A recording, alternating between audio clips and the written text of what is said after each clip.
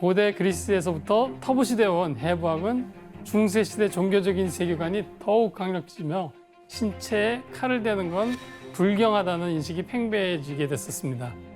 정말 이 종교적 미신이 문제네요. 그러네요.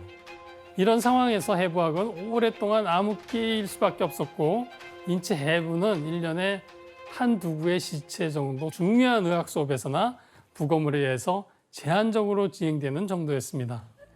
이 그림은 1495년 이탈리아에서 있었던 해부학 수업의 풍경인데요. 강단에 서 있는 교수가 책을 읊어주고 있고 그 지시에 따라 이발사가 직접 해부를 하고 있습니다. 학생들은 뒤에서 구경만 하고 실제로 해부에 참여하진 않았습니다. 그래서 당시 칼과 가위를 잘 다루는 이발사가 주로 해부를 했고 여기서 얻은 지식으로 외과 의사까지 겸하는 경우가 많았습니다.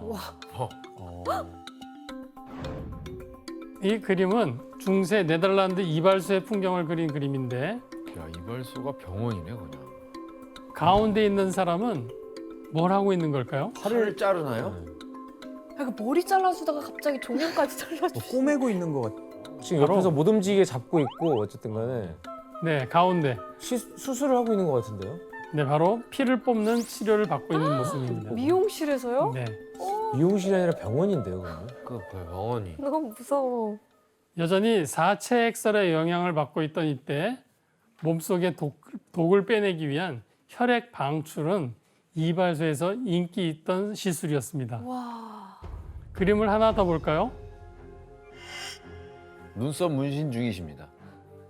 설마 이마 이렇게 쪽으로. 두개골에 뭐 구멍을 뚫으시는 건 아니죠? 네, 맞습니다. 이발사가 정신병을 치료하고자 여성의 머리에 구멍을 뚫는 치료를 하고 있는 모습입니다. 정신병 걸릴 것 같은데. 저 치매 치료한다고 그때 막. 그 뒤로는 알코올이나 각종 약재들이 담긴 병들이 가지런히 놓여 있는데 이발소에서 이렇게 전문 병원과 같은 모습을 갖추고 있었던 것입니다. 이렇게 막 염색약을 헷갈리는 거 아니야? 염색약을 치료를 받는다고요? 몰라요. 너무 이상해요. 저 앞에 해골 있는 것도 너무 이상하지 않아요? 진짜. 네, 문주환 씨, 이때 그 외과 수술을 집도했던 이발사들에 의해 생긴 게 있어요? 저도 듣고선 신기했는데 바로 이발소 하면 생각나는 상징, 그 이발소 앞에 돌아가는 등 네. 있잖아요. 삼색 등이 이때 유래됐다고 해요. 그래서 당시 치료가 가능한 가게라는 걸 알리기 위해서 봉에 붕대를 감아서 가게 앞에 이렇게 내놓았는데 그게 시초가 되어서 지금의 삼색 등이 되었다고 합니다. 저게 그런 의미였어요? 난 전혀 몰라. 와. 와, 이런 스토리가 있었네. 그런데 이렇게 이발사의 주도로 이루어졌던 인체 해부 분야는 한 인물에 의해 큰 변화를 맞게 됩니다. 바로 근대 해부학의 아버지라 불리는 벨기에 의사 안드레아스 베살리우스입니다. 뱃살리우스. 이건 바로 1543년 베살리우스가 출간한 최초의 인체 해부학의 책 파브리카의 표지입니다. 가운데 해부를 하고 있는 붉은 옷을 입은 사람이 베살리우스인데 직접 자기 손으로 인체를 해부하고 있는 모습을 그린 것입니다. 베살리우스는 뼈, 근육, 혈관, 신경, 복부와 생식기, 흉부, 뇌 이렇게 모두 7권으로 구성된 해부학 백과사전을 만들었습니다. 전 그래도 사실적이에요. 꽤나 정교하게 그렸는데요? 그런데 베살리우스는 직접 인체를 해부하며 중요한 사실을 깨닫게 됩니다. 나는 실제 인체 해부를 통해 인체 구조를 밝힐 수 있었다. 갈레노스도 해부를 실시했지만 인간이 아니라 동물을 대상으로 했으며 대부분이 원숭이였다. 당시의 시대적 상황에 어쩔 수 없었으므로 그의 잘못이라고 할 수 없다. 그러나 그의 잘못된 판단까지 숭배해야 할 필요가 있을까? 그 갈레노스 그분 네. 예전에 대단하셨지만 잘못됐었던 것 같다라고 얘기하시는 것 같아요. 네, 맞습니다. 저 해부를 통해서 과학적 관찰을 해야 된다. 맞습니다. 베살리우스는 직접 인체 해부를 통해 그간 의사들이 철석같이 믿어왔던 갈레노스 학설 가운데 아주 중요한 오류를 찾은 것입니다. 드디어. 바로 암에 대한 검은 담즙 이론에 대한 것이었습니다. 베살리우스 또한 갈레노스의 신봉자였기 때문에 암을 유발하는 검은 담즙에 관심이 많았거든요. 그런데 아무리 찾아봐도 사람의 몸 안에는 검은 담즙의 존재가 없었던 것을 알게 된 것입니다. 이렇게 해부학의 발달로 인해 수세기 동안 의사와 환자의 마음을 사로잡았던 검은 담즙 이론은 마침내 사라지게 되었습니다. 잘 됐네. 이종호 선생님, 그 담즙 이론을 깨기 위한 또 다른 시도가 있나요? 굉장히 황당한 방법을 사용한 사람이 있었는데요. 프랑스의 장 아스트릭이라는 외과 의사가 있었는데 자기 친구들이 담즙 이론을 아직까지 믿고 있는 게 너무너무 답답했던 거예요. 그래서 소고기 그리고 유방암 조직을 구워서 각각 먹어보는 엽기적인 실험을 했어요. 진짜? 유방암 조직을 먹었다고요? 네, 왜? 만약에 암이 담즙이 많이 들어있다면 쓴맛이 날 것이다. 그런데 내가 먹어봤더니 소고기랑 맛이 비슷하다. 그러니까 담즙 이론은 헛소리다. 이렇게 주장했어요. 이상한 주장, 이상한 실험.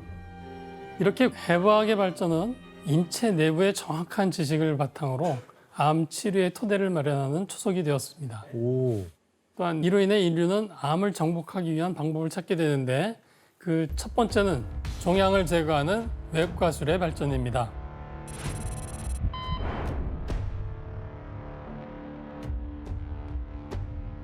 박사님, 그러면 이 종양을 제거하기 위해서 어떤 수술들이 시행이 됐나요? 이발소 가면 되는 거 아니에요? 네, 초기 제거술의 시험대에 오른 사람들은 종양이 눈에 잘 띄고 비교적 제거가 쉬운 유방암 환자들이었는데요. 그냥 잘라버리는 거 아니야? 그럴 것 같아. 왜? 저게 뭐야? 우와, 어... 저거는 거의 고문할 때 봤던 장면 같은데? 아니 저 달궈서 달군 걸로 하는 거예요? 나름 소독하고 약간 고문 같은데 그냥. 이처럼 동그란 형태를 띤 날카로운 날을 뜨겁게 데운 뒤 유방을 빠르게 절단하는 수술이었죠. 아 말도 안 돼. 무식하다 진짜. 초기 수술법은 스피드가 관건이었습니다. 그 이유가 무엇이었을까요? 너무 아프니까 그렇죠 뭐. 지혈 때문에 그런 거예요? 네, 바로 마취 때문이었습니다. 마취가 없어서. 네, 그래서 의사들은 최대한 고통을 줄일 수 있는 수술법에 대해 많은 고민을 했는데 18세기 유행했던 또 다른 유방 절제술의 모습을 함께 보겠습니다. 아니, 그냥 자르는 거 아니에요? 뭐야? 긁어내는 건가? 뭐지 저게? 뭐지? 뭘 한 거지? 이건 18세기 외과 교과서에 실린 유방암 수술법인데 먼저 굵은 줄을 꿰인 커다란 바늘을 유방 사이로 통과시킨 후 그 줄로 유방을 들어 올린 후 칼로 재빨리 자릅니다. 그리고 잘라낸 부위는 일부러 화상을 입히는 소작술로 조직을 파괴해서 지혈을 시키는 것입니다. 아 끔찍해. 무슨 고통을 상상할 수가 없어요. 유방을 댕강 잘라내고 상처를 봉합할 수 있는 기술도 미흡했던 시절 유방암 환자들은 이렇게 가슴에 커다란 흉터와 함께 엄청난 고통을 느껴야 했습니다. 어허. 아 아파 보여요. 우리 종이에만 배워도 그렇게 아픈데 저 살점을 그냥 뜯어낸 거잖아요.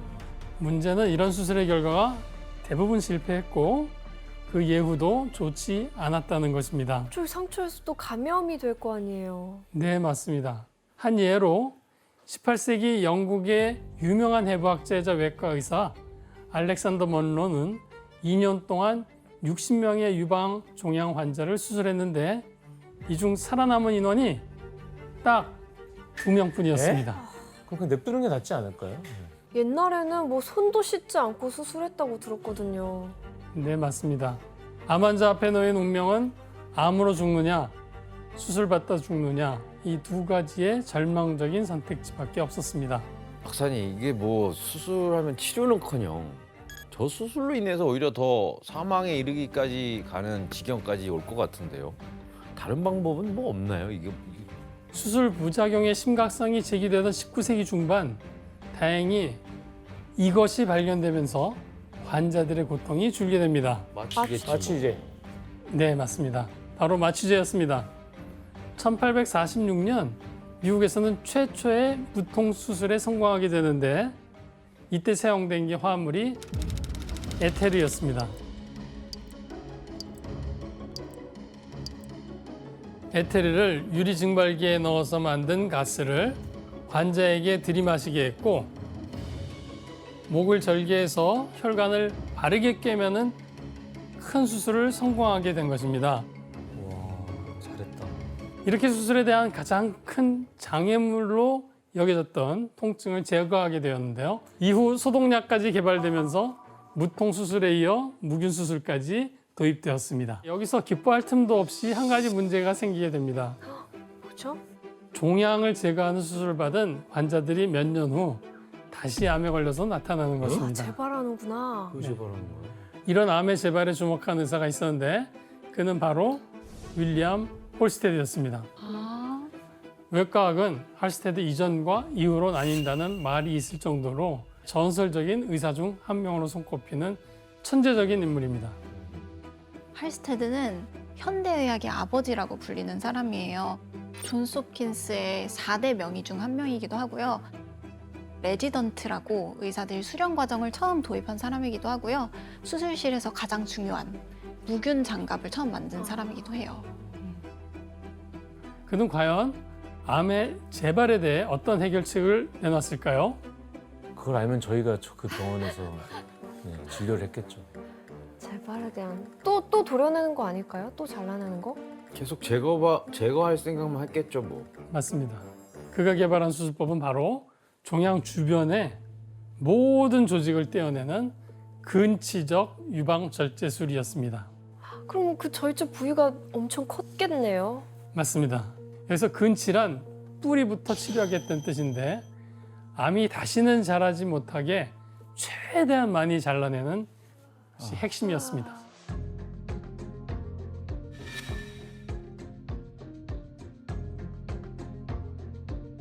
에? 어디까지 자른 거예요? 너무 큰데요? 위쪽에 그린 유방에 조그맣게 보이는 것이 여성의 종양입니다. 아 볼록 튀어나온 거. 이 조그마한 종양뿐만 아니라 어깨뼈, 갈비뼈까지 절단하여 환자들의 외모를 끔찍하게 손상시켰습니다. 와, 아무리 그래도 절제 부위가 너무 크다. 이 수술을 통해 팔과 어깨를 움직일 수 없는 장애까지 가진 유방암 환자들이 생겨나기도 했죠. 근데 너무 거의 무슨 미라 수준처럼 한 부분을 다 뜯어내는데 살 수는 있는 거죠? 이렇게 해도. 근치법으로 치료한 유방암 환자 76명 중 3년 이상을 산 사람은 40명에 불과했고 너무 과도한 수술로 인한 합병증까지 만들어낸 결과였습니다. 하지만 대부분 환자들은 이게 암의 전이를 막는 확실한 방법이라고 믿었고 의사에게 인정에 사로잡히지 말고 제거할 수 있는 부분은 다 제거해달라며 간절히 요청하는 편지를 쓰기도 했답니다. 무서운 거.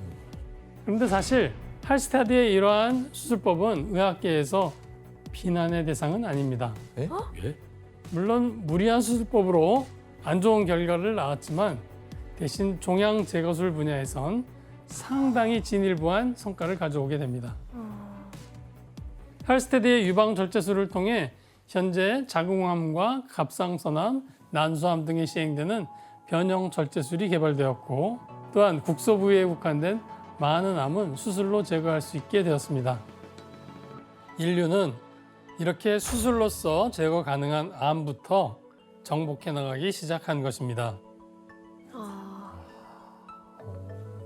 그런데 겉으로 보이는 종양을 제거하는 외과술에 집중되던 19세기 인류는 암 연구에 있어서 엄청난 성과를 이루게 됩니다. 바로 현미경이 확산되었기 때문입니다.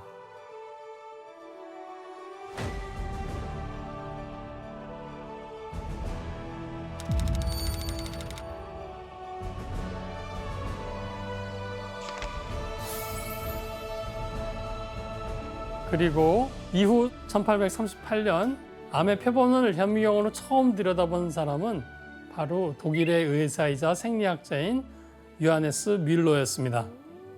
뮬러는 자신이 본 것을 직접 그림으로 남겼는데 한번 볼까요? 뮬러가 암에 대해 뭘 알게 된 것 같을까요? 모양? 세포 모양? 붙어 있고 떨어져 있고. 바로 암세포가 여러 개가 뭉쳐서 덩어리를 이룬 게 암이라는 것을 눈으로 직접 보게 된 것입니다. 와, 이거 역사적인 발견인데 이거? 네, 맞습니다. 현미경의 발달을 통해 인류는 비로소 암이 체내의 세포에서 시작된다는 것을 처음으로 알게 된 것입니다. 또한 세포로 이루어진 암은 혈관을 통해 신체의 다른 부분으로 퍼질 수 있고 이게 곧 암의 전이를 일으킨다는 특성까지 알게 된 것입니다. 이렇게 암세포는 시간이 지날수록 몸에 이곳저곳을 돌아다니며 전이를 일으키는데 암 환자의 90%는 바로 이런 전이암으로 사망하게 됩니다. 그럼 박사님, 현미경의 발견으로 암 연구에 어떤 변화가 생겼나요? 현미경으로 뮬러가 암세포를 발견하면서 암 치료 분야에 획기적인 변화를 가져오게 됩니다. 이제 종양이 꼭 바깥으로 불룩 튀어나오지 않아도 몸 안에 생긴 암을 진단할 수 있게 된 것입니다. 이건 자궁경부에서 채취한 정상세포와 암세포를 현미경으로 본 모습인데 정상세포는 각 세포가 일정한 모양과 규칙적인 배열을 이루고 있는 반면 암세포는 일정한 형태가 없고 배열도 어지럽혀져 있습니다. 완전 똘똘 뭉쳐있네. 덩어리가 져 있네요. 맞습니다. 이렇게 암 발병이 의심되는 부위에서 조직을 채취해 간편하게 검사를 하는 방식으로 암세포를 판명할 수 있게 된 것입니다. 지금도 저렇게 하지 않아요, 근데? 맞습니다. 현재 우리가 암을 진단하기 위해선 먼저 조직 검사를 시행하는데 이것이 바로 19세기 뮬러의 시대에 성립된 방법입니다. 이렇듯 현미경을 활용해 획기적인 암 진단 체계가 도입되면서 암에 걸린 걸 늦게 알아채서 사망에 이르는 사례들을 수술로 미리 막을 수 있게 된 것입니다. 다행이다. 이렇게 겉으로 보이는 암의 종양을 제거하는 수술에 이어 몸 안의 암을 발견하는 것까지 가능해지자 의사들은 암을 치료하기 위한 새로운 방법을 찾아 나섰습니다. 암을 정복하기 위해 인류가 찾은 두 번째 방법은 바로 방사선 치료였습니다.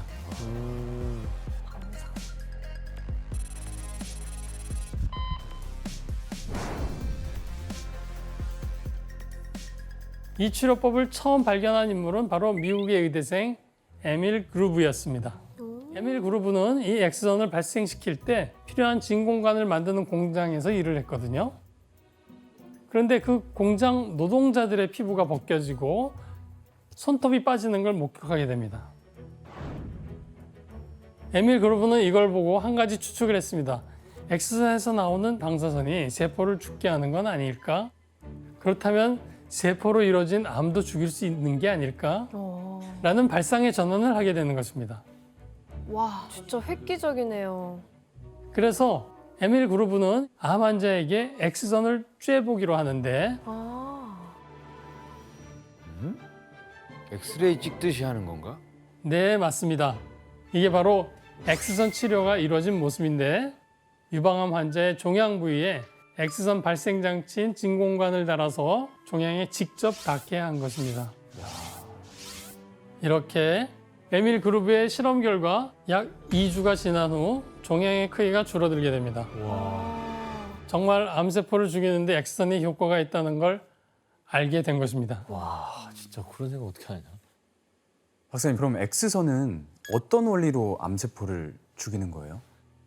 X선은 우리가 병원에서 엑스레이 찍는 개념을 생각하면 됩니다. X선이 방출하는 강력한 에너지인 방사선이 우리 몸을 투과하면서 몸 안에 뼈를 찍을 수 있게 되는 거거든요. 네. 이때 방사선은 몸속에 있는 세포를 파괴하고 유전자를 변형시키는 성질을 가지고 있습니다.